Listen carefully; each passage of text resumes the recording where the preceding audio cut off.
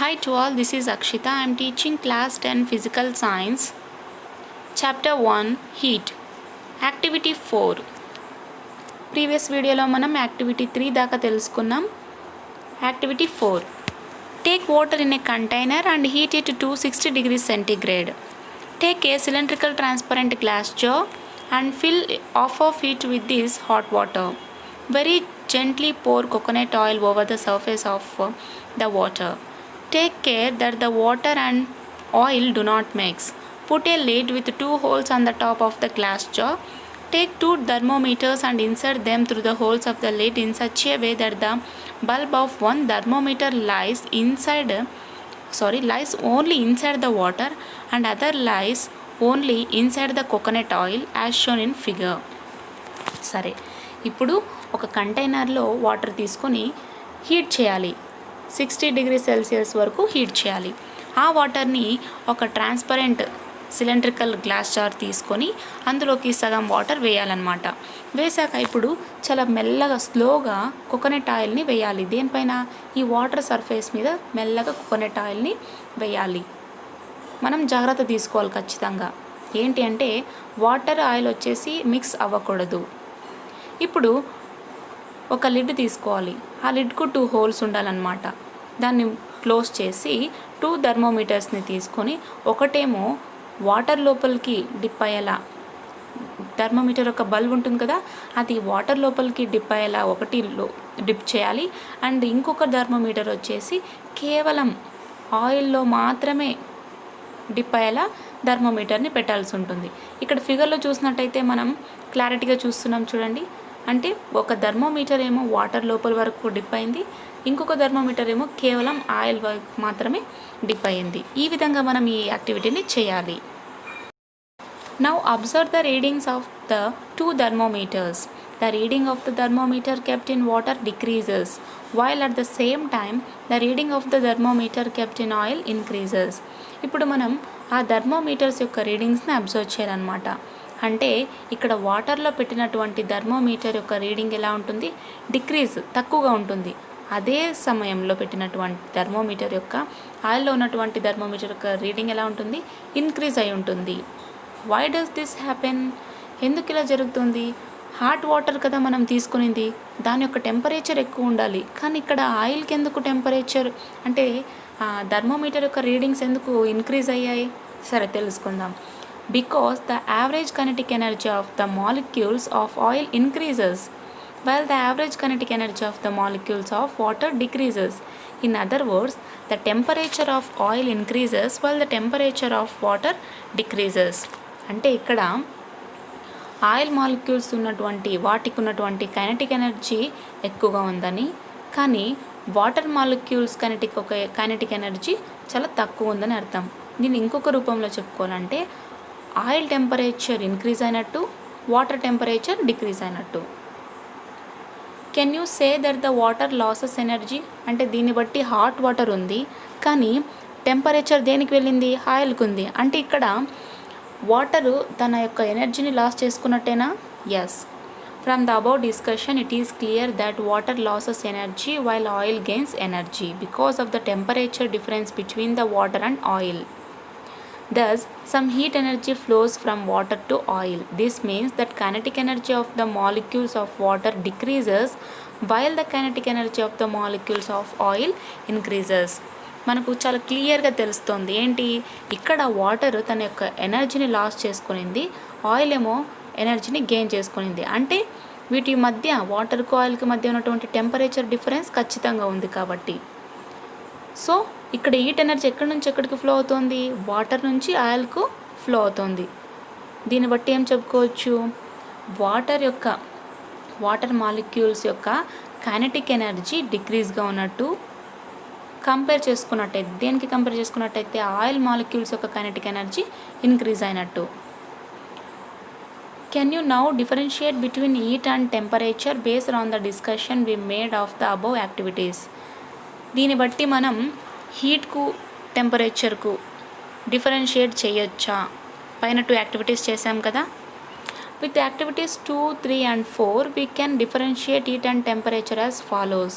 మనం పైన చేసినటువంటి యాక్టివిటీ 2, 3, 4 యాక్టివిటీస్ బేస్ చేసుకొని హీట్ని టెంపరేచర్ని మనం డిఫరెన్షియేట్ చేయొచ్చు. Heat is the energy that flows from A hotter body to A colder body. Heat అంటే ఏంటి? అది ఒక ఎనర్జీ ఎక్కడి నుంచి ఎక్కడికి ప్రవహిస్తుంది? హాటర్ బాడీ నుంచి కోల్డర్ బాడీ వరకు ప్రవహిస్తుంది. Temperature is a quantity that denotes which body is hotter and which is colder. So temperature determines direction of heat flow, whereas heat is energy that flows. అంటే ఇప్పుడు మనం temperature అంటే ఏంటి? ఆ body హాటర్గా ఉందా కోల్డర్గా ఉందా చెప్పేటువంటిదే, దాని యొక్క క్వాంటిటీని చెప్పేటువంటిదే టెంపరేచర్ అనమాట. సో టెంపరేచర్ ఏం డిటర్మైన్ చేస్తుంది? డైరెక్షన్ ఆఫ్ హీట్ని డిటర్మైన్ చేస్తుంది.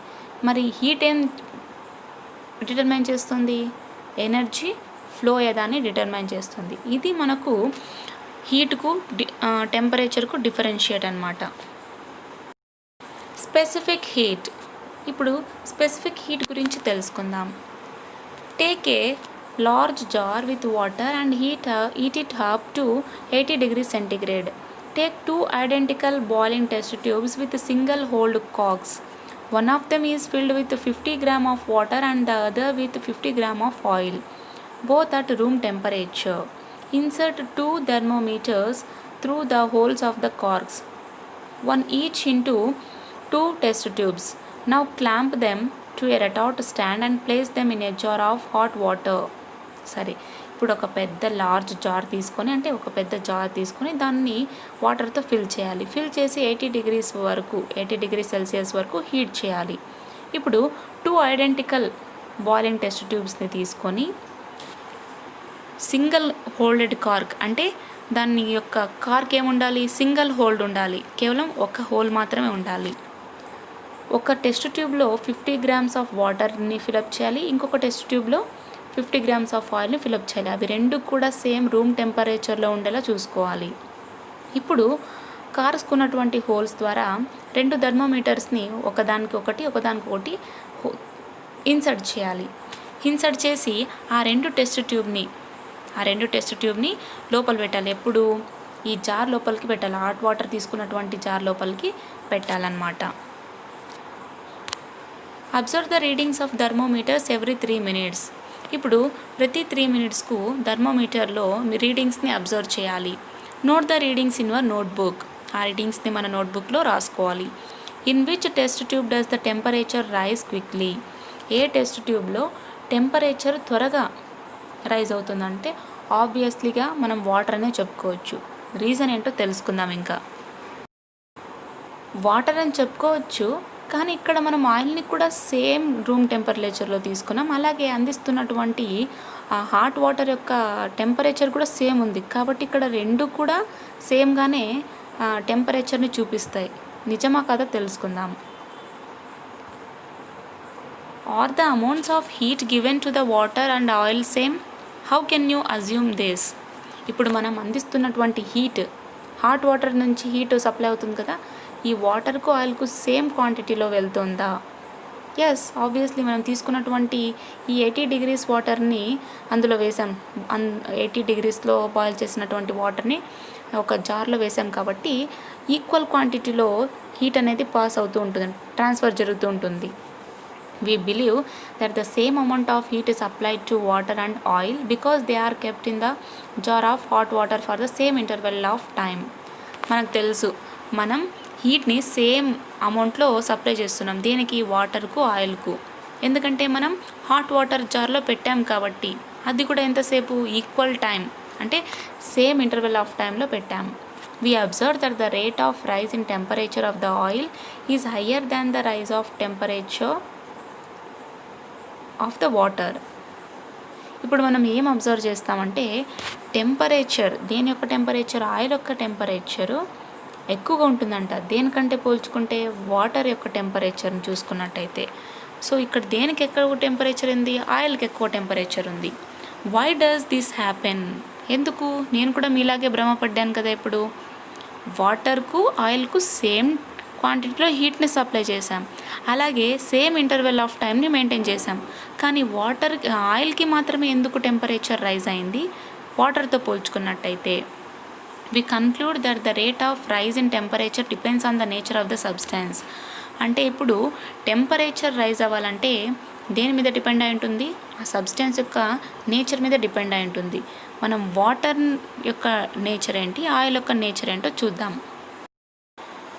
ఇప్పుడు దీన్ని తెలుసుకోవాలంటే సబ్స్టెన్స్ యొక్క నేచర్ మీద డిపెండ్ అయ్యి టెంపరేచర్ రైజ్ అవుతుందని తెలుసుకోవాలంటే ఒక యాక్టివిటీ ఉంది, దాన్ని చేద్దాం. Activity 6. Take 250 ml of water in 1 beaker and 1 litre of water in another beaker. ఇప్పుడు ఒక చిన్న బీకర్ తీసుకొని అందులో 250 ml వాటర్ వేయాలి, ఇంకొక పెద్ద బీకర్ తీసుకొని అందులో 1 లీటర్ వాటర్ వేయాలి. And note down their initial temperature using a thermometer. Initial temperature should be the same. సరే, ఇప్పుడు ఆ వాటర్ యొక్క ఇనిషియల్ టెంపరేచర్ ఎలా ఉండాలి? రెండిటికి కూడా సేమ్గానే ఉండాలి. Now heat both beakers till the temperature of water in the 2 beakers rises to 60 degrees Celsius. ఇప్పుడు మనం ఆ 2 బీకర్స్ని కూడా హీట్ చేయాలన్నమాట. ఎప్పటి వరకు? 60 degrees Celsius వరకు ఆ టెంపరేచర్ రైజ్ అయ్యే వరకు ఆ 2 బీకర్స్ని కంటిన్యూగా హీట్ చేస్తూ ఉండాలి. Note down the heating times required to rise the temperature of water to 60 degrees Celsius in each beaker. ఇప్పుడు నోట్ చేసుకోవాలి. దేని నోటు అంటే హీట్ అవ్వడానికి ఎంత టైం పడుతుంది?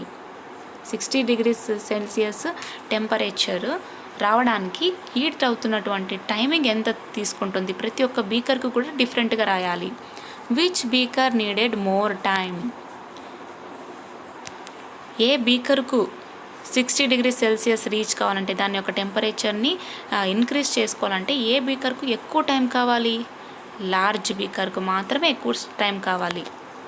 You will notice that you need more time to raise the temperature of water in the larger beaker when compared to the water in the small beaker. అంటే దీన్ని బట్టి మనకి ఏం తెలుస్తుంది? లార్జ్ బీకర్లో ఉన్నటువంటి వాటర్ టెంపరేచర్ని రైజ్ చేయడానికి ఎక్కువ టైం పడుతుంది. దేంతో పోల్చుకున్నట్టయితే? స్మాల్ బీకర్లో ఉన్నటువంటి వాటర్తో పోల్చుకున్నట్టయితే. This means that you need to supply more heat energy to water in a larger beaker than water in a smaller beaker for change in temperature. అంటే దీన్ని బట్టి మనం ఏం చెప్పుకుంటున్నాం? లార్జ్ బీకర్లో ఉన్నటువంటి వాటర్కు హీట్ ఎనర్జీ సప్లై చేయాలంటే మనకు ఎక్కువ హీట్ ఎనర్జీ కావాలి. దేంతో కంపేర్ చేసుకున్నట్టయితే? స్మాల్ బీకర్లో ఉన్నటువంటి వాటర్తో కంపేర్ చేసుకున్నట్టయితే. For same change in temperature the amount of heat observed by its substance is directly proportional to its mass. టెంపరేచర్లో సేమ్ చేంజ్ ఉండాలంటే హీట్ సబ్స్టాన్స్ నుంచి అబ్జర్వ్ చేసుకున్నటువంటి హీటు దేనికి ప్రపోర్షనల్గా ఉండాలి? దాని యొక్క మాస్కు కూడా ప్రపోర్షనల్గా ఉండాలి. ఇంకొక వర్డ్స్లో మనం ఏం చెప్పుకోవచ్చు అంటే Q directly proportional to M. When ఎప్పుడు టెంపరేచర్ ఎలా ఉండాలి? కాన్స్టెంట్గా ఉండాలి. Now take 1 litre of water in A beaker and heat it over a constant flame. ఇప్పుడు ఒక బీకర్లో 1 లీటర్ వాటర్ వేసి దాన్ని కాన్స్టాంట్ ఫ్లేమ్లో హీట్ చేయాలి. Now the temperature changes for every 2 minutes. ఇప్పుడు మనం హీట్ చేస్తున్నప్పుడు ప్రతి 2 minutesకు కూడా టెంపరేచర్ చేంజ్ అవుతూ ఉంటుంది. What do you notice? You will notice that the change in temperature rise with time is constant. That means for the same mass of water the change in temperature is proportional to amount of heat observed by it. మనం ఏం observe చేస్తామంటే టెంపరేచర్లో change దేంతో చూస్తాం? టైంలో కూడా చూస్తాం. అంటే ఇక్కడ టెంపరేచర్ కానీ టైం కానీ వాటి యొక్క చేంజ్ ఎలా ఉంటుంది? కాన్స్టెంట్గా ఉంటుంది. దీన్ని బట్టి మనం ఏం చెప్పుకోవచ్చు? వాటర్ యొక్క మాసు టెంపరేచర్ చేంజ్ చేసుకుంటుంది. అలాగే దేనికి ప్రపోర్షనల్గా ఉంటుంది? Amount of heat observed by it. Q directly proportional to delta T when M is constant. ఇక్కడ మాస్ కాన్స్టెంట్గా ఉంది, అప్పుడు Q హీట్ అబ్జర్వ్ చేసుకునేది కదా, amount of heat observed is directly proportional to change in temperature when M is constant. M means mass.